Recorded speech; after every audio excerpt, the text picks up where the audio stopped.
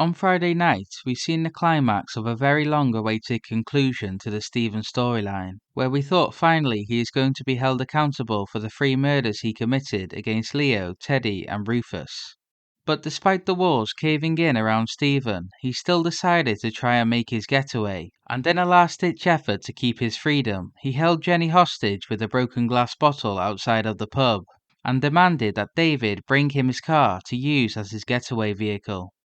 Surprisingly, Stephen's plan worked, and before hopping in the car to speed away, he lets go of Jenny, allowing her to escape back to safety. But in the distance, Peter is lurking in his taxi and waiting for the right moment to speed in and take out Stephen. Peter eventually rams his taxi into Stephen, knocking him violently to the ground. This injury eventually leads to Stephen dying in front of everyone. Stephen's mother Audrey is also present at the scene, and begins to break down into tears after realizing her son is dead.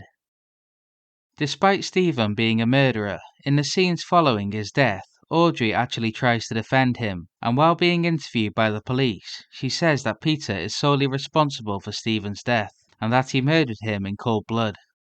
At the very end of the episode, we see a few of the main characters being interviewed at the police station about the events that took place, and I have a strong feeling Peter is going to be in deep trouble for his actions, even though he stopped the serial killer from making his getaway and from potentially killing someone again in the future.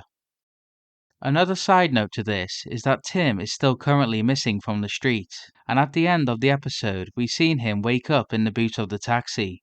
His wife Sally and his mother Elaine are still extremely worried about his whereabouts and if he's even alive at this point. Hopefully someone will be able to find Tim and rescue him before he ends up dying in the boot.